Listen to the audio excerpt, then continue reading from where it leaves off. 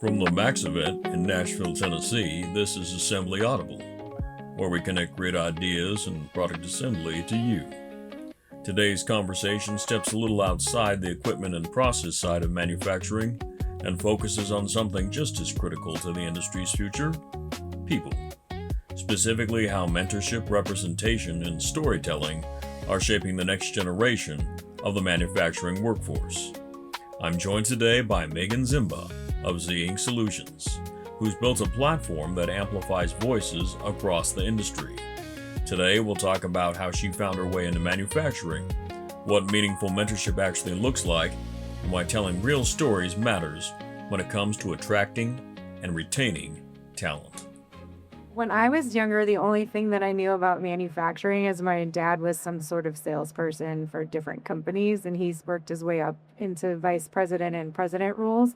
And I knew he was gone all the time. But when I was in high school, my math scores and my science scores weren't the best. I was always really good at creative writing and English. So I was told to pursue something like marketing or English related, be a college professor, and it just didn't seem very exciting to me, those career paths.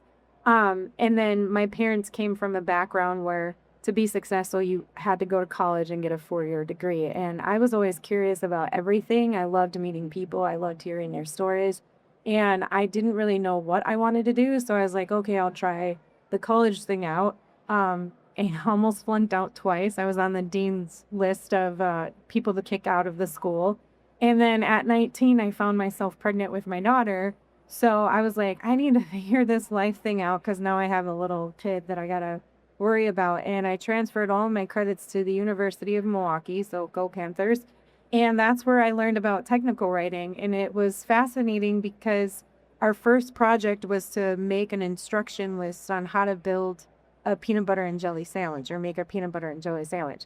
Out of all the students in that class, we did not have one successful instruction list. And it really made me think how you have to interpret information for technology to understand the actions of humans. So my first job out of college was at a trade publication. It's no longer around, but we focused on product and design. And it was interesting to meet the engineers who had these imaginations and they were creating products that were making all of our lives easier. I didn't know how broad manufacturing and engineering was until I worked for that trade publication. And I just met so many cool individuals, and I was able to meet people from different countries and learn about the reasons why this work mattered to them and how it really helps all of us just live easier lives. So I was hooked after that. And then I tried to leave and go into something else. I did marketing for a liberal arts college, and it just was so boring to me. So I found my way in different marketing departments at different manufacturers. And my job really was to establish their story and help them create a content strategy that not only attracted potential customers, but also gained the trust from these customers, but also their local communities too, because they needed help recruiting younger generations into their workforce. My daughter, who's 22 right now, I missed out on a lot of her childhood because I was hustling and working as a single parent. Fast forward, I have 2 little boys now. And at the time when I was married, I asked my husband, I'm like, do you care if I start my own contract company? Because this way I'll be able to pick my own hours, my own projects. I'll be able to spend time with the boys more. And he's like, yeah, try it out. So I started Z Solutions. And I had a couple retainer clients where I was making content for their websites and helping them with case studies and creating white papers. And then when the pandemic hit, my former husband actually lost his job. So I got a job as a marketing manager for a chemical etching company in Chicago.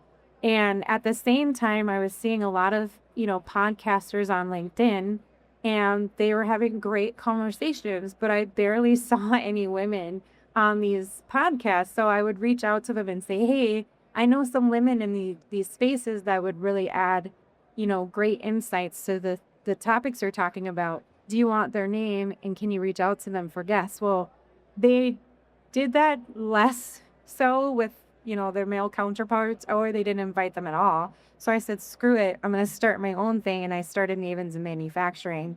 And I was not expecting it to take off as it did. but a lot of women gravitated toward it. They were really appreciative to have sort of a microphone to share their own stories. And it really helped other women connect with each other during that pandemic. I joined a bunch of chat groups on LinkedIn of women who were like, we didn't know you were here. Like, it's so great to see other women in this space, in this industry, kind of solving the same challenges that we are here in this state and in this region. So now, it's like a big reunion every time we go to a trade show or an industry event, because we're able to come together and have conversations and be able to share our stories and our experiences and learn, hey, these are some of the things we're working on and these are the projects we're moving forward. And it's really great because it's also inspiring that next generation of women who might not have thought engineering or manufacturing was a space for them, and now they want to join it on purpose because they see all these other great women doing amazing things in the fields. So that leads right into representation. Yeah. Tell me what representation means to you. I mean, it means me being able to look at something and know that I either have the opportunity to try it out and fail, or it is something that I will be able to be comfortable and use my own voice. And I feel like for a really long time, this isn't a big surprise or a shocker for any of us who are in the industry now. Like, women have always been in engineering and manufacturing. We've helped design the machines, we've welded the parts, we did the math. There's a ton of women in our history who have done amazing things for these fields, but we've been treated kind of like the footnotes or the side notes of it. Now, what we're trying to do, and what I'm trying to do with some of my other colleagues and friends, we are trying to purposely share women's stories in this space so that other women know, oh, I can actually be a leader in that space. I can actually climb the ladder. I can actually own a company if I want to, or pursue to own a company, and not be hesitant to do that. And you just help increase their confidence. So I think it's easier to pursue something when you know that there's other people that look like you who are being successful in that. Representation is so important, but so is mentorship. And one of the interesting things I think that people can kind of learn from your story is that women don't necessarily need to be the mentors for other women. Tell me your experience. My very first mentors were actually men in this space. Like, if I questioned my ability to actually pursue something, like even with Mavens, I did not know if I wanted to start Mavens because I didn't want it to be another like women empowerment movement where, it was highlighting the fact that we're women. Like, when you look at us, you can tell who we are. So I didn't want it to be like that. And then I suck at video editing, and I didn't think that this was something that I would be able to carry out with my skill set. And one of my male mentors was like, you're being so, like, stop overthinking it. Make an announcement, tell people this is what you want to do, and see the response that you get, and then just do it. Like, just don't worry about the things that could go wrong. Worry about the things that might actually go right and what difference this would make. So I made an announcement, and I actually booked out. I think I started it in December of 2020, so I made an announcement like in November, and I actually booked shows out until April of the following year. So it was something that people wanted to join. But I think mentorship, you just find the people that you admire and the skill sets that they have. If it's something that you want to improve on your own, I don't think you should just have one mentor. Like, I look to people where, if they have great communication skills, or if they have great speaking skills, or if they're really good at, bridging other gaps and connecting people or introducing people. Those are some of the things that I want to improve in myself. So I look for people who have those types of skills. And then initially I didn't know you could ask someone to be your mentor. And recently I asked a few people if they could mentor me in different skill sets, and they were completely on board with it. The other thing I want to highlight, there is a difference between mentorship and sponsorship. So sponsorship would be like someone who's a CEO of a company putting their credibility on the line for someone else, and they're really advocating for that individual in rooms where they might not be in yet. So they're going into these rooms, they're talking about that individual in a positive light, they're highlighting the skill sets that they have, and they're actually advocating for them to be promoted or move up the ladder. So I think a lot of companies need to have those types of programs because, again, it helps build on a confidence level that some individuals might be lacking. It just takes that one person who believes in them to really be like, oh, yeah, I can do this. I got this. And then, kind of guide them on their journey and let them fail, but also, talk them through what lessons they learn from those failures.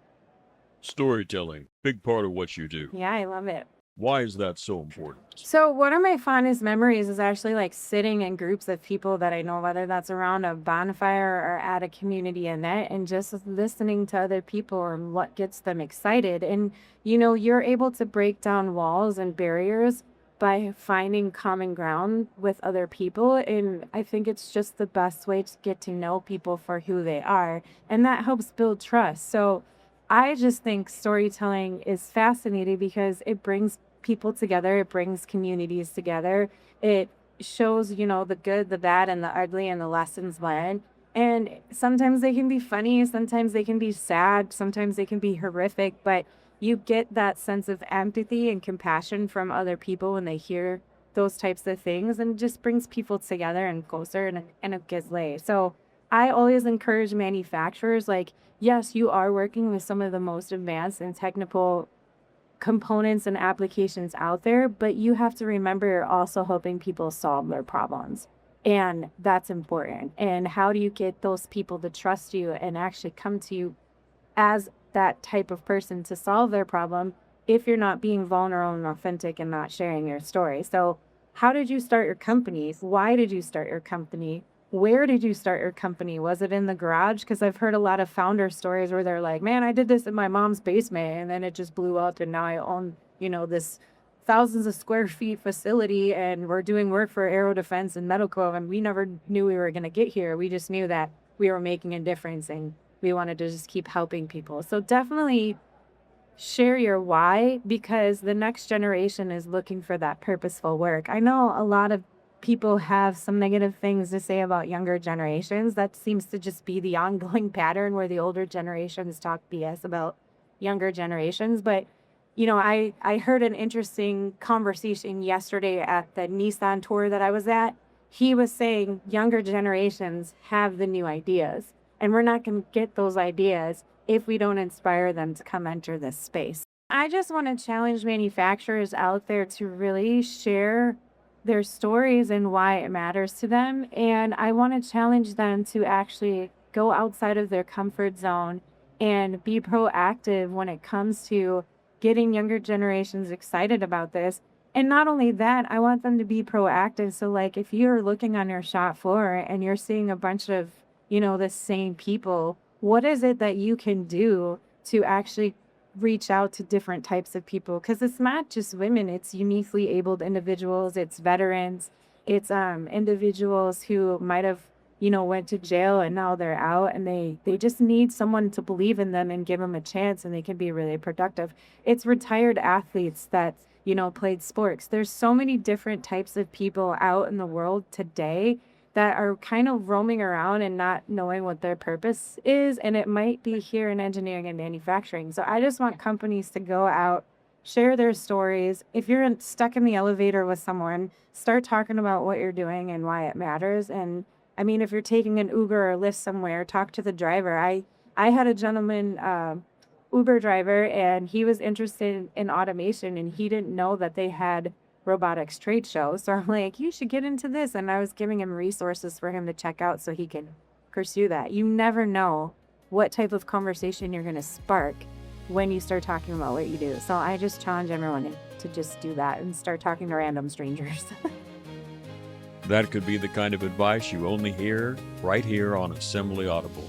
Meaghan, thank you so much for joining us today. And a special thanks to all of you, our listeners. I hope you'll tune in again soon.